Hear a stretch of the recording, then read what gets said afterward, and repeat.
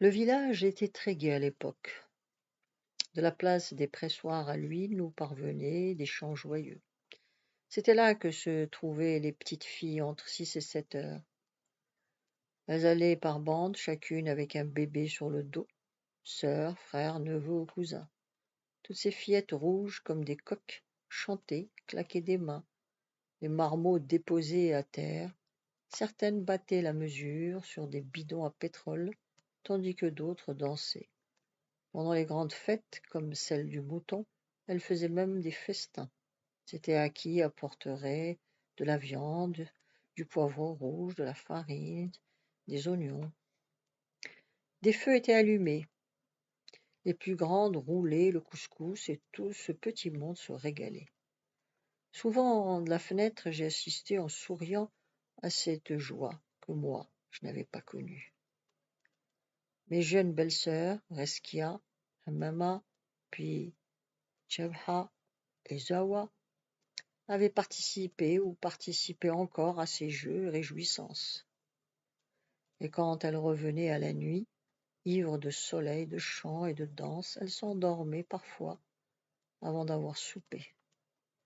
Les petites filles formaient des clans qui s'invectivaient pour rire d'un pressoir à l'autre, celle des Esosmar et celle des Tirililt. De temps immémorial avaient été ennemis et se lançaient des injures. Zerhoua en particulier mettait de l'ardeur dans les disputes avec les gamines d'en face. Je n'étais pas malheureuse, j'avais pourtant dû montrer les dents à 1 ou 2 reprises, quand l'un des garçons de la famille avait voulu frapper Paul. J'exigeais que mon fils se défendît de toutes les manières, avec du poing, avec les ongles, avec les dents, et s'il avait le dessous, avec des pierres. Fatima n'était pas d'accord, car son fils Morlouf, étant le petit-fils de Tedhelt, appartenait à la famille d'en haut, alors que nous, qui nous rattachions à mon beau-père, étions les Amrouches d'en bas, ce qui signifiait que nous devions supporter les caprices de ceux d'en haut.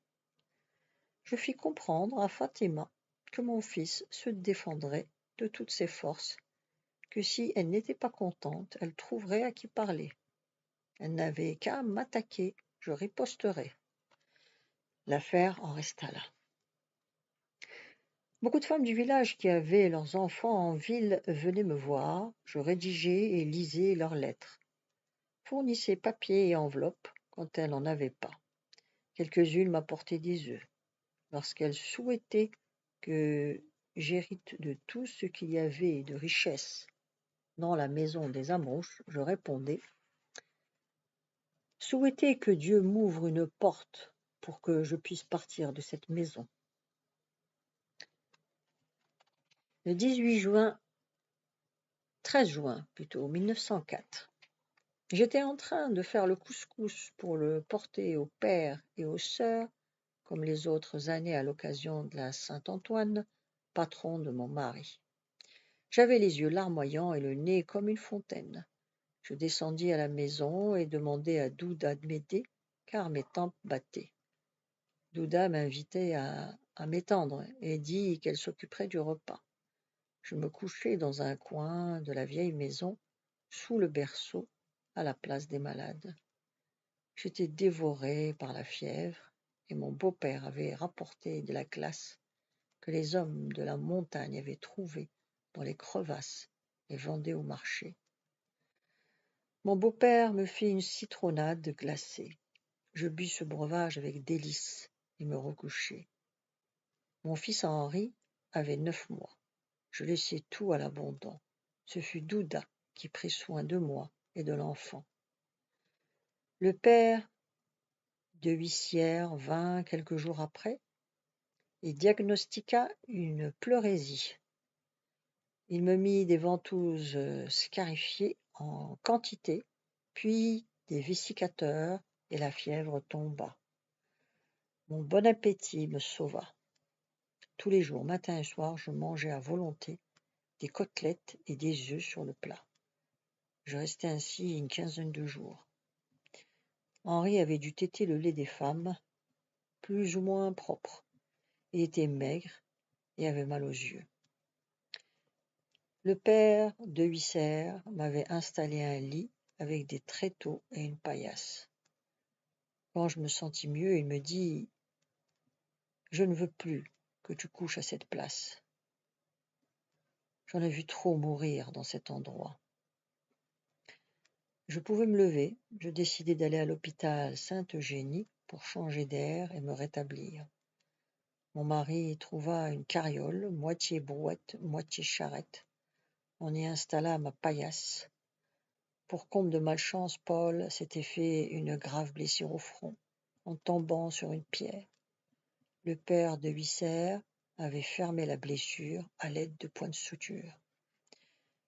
Nous partîmes donc, mon mari, mes enfants et moi, sur cette charrette, accompagnés d'un parent éloigné qui la conduisait. Nous dûmes voyager de nuit à cause de la chaleur, car nous étions au premier jour de juillet. À l'aube, nous arrivâmes à Michelet, où nous fûmes reçus par notre ami Habtosh, commis à la commune mixte de Michelet. Nous nous reposâmes chez lui, puis je voulus aller à l'hôpital. Je pensais qu'étant une des sœurs, celle-ci m'offrirait une chambre. À l'hôpital, je fis appeler mère la compassion, supérieure du poste. Je lui expliquai mon cas. Elle me regarda fixement et me dit « Est-ce que tu es bien prise ?» Sans doute me croyait-elle poitrinaire. « J'ai eu une pleurésie, lui répondis-je, mais je suis guérie et je viens seulement pour changer d'air. » Elle me conduisit à la salle des femmes et me montra un lit entre deux matelas aux plaies purulentes. Un berceau pour mon petit se trouvait à côté, muni d'un bout de gaz servant de moustiquaire. Je devais m'adresser à sœur Chantal pour qu'elle me donne le costume réglementaire, la blouse bleue à raies blanches et le mouchoir en Vichy rose à carreaux rouges et blancs. Je déclarai à sœur Chantal que je préférerais mourir plutôt que de rester à l'hôpital entre deux chancreuses et de revêtir le costume de salle. J'ai cru, lui dis-je, qu'étant une ancienne fille des sœurs, j'avais droit à plus d'égards. Elle dit simplement « Je savais que tu n'accepterais pas de rester dans ces conditions. » Et je l'ai fait observer à notre mère. Je revins donc à Michelet. Notre ami Habtish m'accueillit par ces mots. « Dans notre maison, tu seras chez toi, tant que tu voudras y demeurer. » Et nous nous attardâmes là jusqu'au 18 août, c'est-à-dire 40 jours. Tant que je vivrai, je garderai une reconnaissance infinie à cet homme qui nous reçut princièrement. Henri avait une entérite due au mauvais lait. Notre ami appela le docteur qui ordonna de l'acide lactique. Un jour et une nuit, l'enfant fut mis à la diète. Le soir du deuxième jour, il allait mieux et je lui ai redonné le sein. Mais sa bouche et sa langue étaient pleines de boutons blancs. Il me fallut les lui frotter avec du miel et un chiffon rugueux. Il me mordait les doigts et je désespérais de le sauver. Enfin sa bouche guérit. L'enfant se remit à prendre le sein. Du pus commença bientôt à sortir de ses oreilles.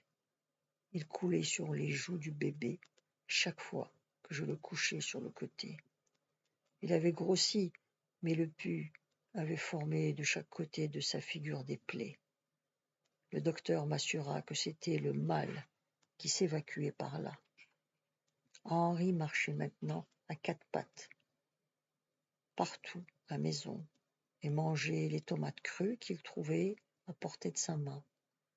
Moi j'allais mieux, le changement d'air et de milieu, le repos m'avait fait du bien. Les petites de notre ami, dans leurs prières, disaient Jésus, Gélis, Henri. J'étais suffisamment rétablie. Ma mère était venue me voir et avait passé quelques jours près de moi, à Michelet. Mon frère accourut lui aussi, m'avait fait don de quelques pastèques que je devais emporter à Iri-la-Ali. Mon mari loua une charrette et après avoir remercié nos hôtes de leur accueil, nous reprîmes le chemin du retour. Je remontai dans mon étage. Beaucoup de choses que j'avais laissées avaient disparu, entre autres mes souliers, mais à qui réclamaient dans cette maison pleine. La saison des figues tirait à sa fin. Ma belle-mère en avait fait sécher pour l'hiver en quantité. Reskia ne voulait plus retourner chez son mari. Elle et la Johra, sa mère, vécurent de nouveau chez moi. Ma vieille amie Lelaini, mère de la Johra, de l'oncle Hamma et du pauvre Khaled, ne bougeait plus de sa couchette de douleur, et ses yeux ne distinguaient plus rien. Mais la vie ne l'abandonnait pas. Chaque fois que je pouvais me procurer une douceur, je m'empressais de le lui apporter. L'hiver était revenu. Ma belle-mère, en l'absence de mon beau-père, Amadou Hamouche, allait chercher des charges d'olives que nous mettions à sécher pour avoir une provision d'huile. Nous avions recommencé à travailler la laine pour le marché et un burnous était sur le métier. Vint Noël le 1er janvier. Nous étions en 1905. Paul fréquentait l'école dans la classe de son père. Henri avait 2 ans. C'était le plus bel enfant du village. Et quand les femmes se disputaient, elles se disaient l'une à l'autre: aurais-tu mis au monde un Hamjouch pour être si fière? Toute la famille l'aimait. C'était Aki le gâterait. Nous étions en février quand mourut un parent d'une crise d'urémie. À cette occasion, le grand-père Hassan vint de Tizi Aïdel. C'était le même homme, toujours aussi droit. Sa mule tirait par la bride. Il entra dans la cour, fut salué par toutes les femmes qui lui baisèrent la main et la tête, puis il monta chez Teithelt. Cette année-là, il visita tous ses champs, fit successivement le tour de Tazrout, Tin, Ge, Juda. Il alla au moulin qui était surveillé par le cousin là-bas et donnait beaucoup de farine. Il se rendit au chevet de Lelaini, qui était au plus mal. Il la remercia de tout ce qu'elle lui avait donné quand il était enfant et miséreux. Il embrassa la main et la tête de la vieille femme qui mourut dans la nuit. Le soir, il avait demandé du linge propre à Teithelt, car il laissait toujours à la maison des Gundura et des burnous immaculés. Il s'était changé dans la grande pièce glaciale. Le vent pénétrait par toutes les ouvertures mal fermées. Il repartit le lendemain monté sur sa mule pour Tizi Aïdel. Je ne le revis qu'un mois plus tard, mais mort. De retour à son domicile, il avait dû s'aliter et ne se releva plus. Se voyant près de mourir, il appela ses enfants près de lui. Mon beau-père, Ahmed, mon mari, Belkacem partirent. Ils arrivèrent pour assister à sa fin. Et comme Belkacem lui demandait: « Qu'as-tu fait pour moi, grand-père ?» Celui-ci lui répondit: « J'ai fait pour toi plus que pour les autres. Je t'ai fait donner l'instruction. La plume que je t'ai mise entre les mains vaut mieux que tous les biens de la terre. » Il mourut 1 ou 2 jours après. La suite demain, vous pouvez vous abonner.